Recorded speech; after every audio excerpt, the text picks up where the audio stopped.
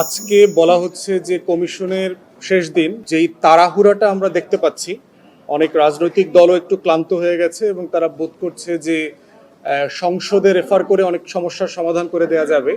তো আদৌ এই কমিশন আসলে কন্টিনিউ করবার প্রয়োজন নাই। কিন্তু বাংলাদেশের সংসদ কতটুকু ফাংশনাল হবে, কারা সংসদ সদস্য হবেন, কারা টিকিট পাবেন, এটার গত 53 বছরের ইতিহাসটা আমাদের কাছে পরিষ্কার এবং সেটা সন্তোষজনক না। আপনারা যারা দক্ষিণ আমেরিকার ফার্ক রেবেলদের কথা শুনেছেন, নরওয়ে, সুইজারল্যান্ড এবং কিউবা মিলে 6 বছর নেগোশিয়েট করতে হয়েছে। নেপালে দেখেন, এই মাওয়িস্টদের সাথে বছরের পর বছর, দশকের পর দশক নেগোশিয়েট করতে হয়েছে।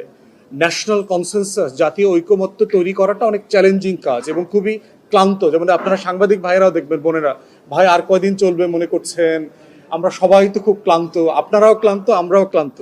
কিন্তু ন্যাশনাল ইন্টারেস্টে জাতির জন্য তো আসলে কষ্টগুলো করতে হচ্ছে। আমরা যারা সারাদিন মিটিং করে আবার রাতে এতগুলো কাগজপত্র নিয়ে সারা রাত ধরে লেখাপড়া করি, যেটার জন্য আমাদেরকে আসলে খুব বেতন দেয় না, তো রাষ্ট্র বেতন দেয় না, জনগণও বেতন দেয় না। তা আমরা এই কাজটা আসলে কেন করি?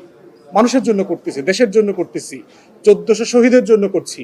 গণ অভ্যুত্থানের এত বড় ত্যাগ, এত বড় একটা ঐতিহাসিক ঘটনা ঘটে গেছে, এটার থেকে যদি আমি ফল আনতে না পারি দেশের জন্য, রাষ্ট্রের জন্য, তাহলে সেটা খুব দুঃখজনক হবে। তাই ক্ষমতার ভারসাম্য এবং রাজনৈতিক দলগুলোর ছাড় দেবার যে জায়গাটা, সেখানে আমরা দেখতে পাচ্ছি না। রাজনৈতিক অপোজিশনের, বিরোধী দলে থাকা অবস্থায় যত বড় বড় কথা বড় বড় দলগুলো বলেছেন, সেগুলো দেখানোর সময় ছিল গত কয়েকটা সপ্তাহ, কিন্তু সেখানে আমরা যথেষ্ট ঘাটতি দেখেছি। অতএব কমিশনকে অনুরোধ করব, যদি আরও নেগোসিয়েশন করবার জন্য, আরও রিভাইজ প্রপোজিশন নিয়ে আলাপ করবার জন্য আরও 2-1 দিন, 4 দিন, 1 সপ্তাহ সময় নেওয়া দরকার। আপনারা সময় নেন, তড়িঘড়ি করে যেন তেনভাবে প্রচুর দ্বিমতের উপরে ভিত্তি করে একটা সনদ তৈরি করলে সেটা আসলে ফাংশনাল হবে না। এরপরে দেখবেন আর একটা এজেন্ডাভুক্ত আলোচনা বাকি রয়ে গেছে, সেটা হচ্ছে এই সনদের স্ট্যাটাস কি হবে। সেই স্ট্যাটাসে কিন্তু আরও যথেষ্ট জটিলতা হবার সুযোগ আছে।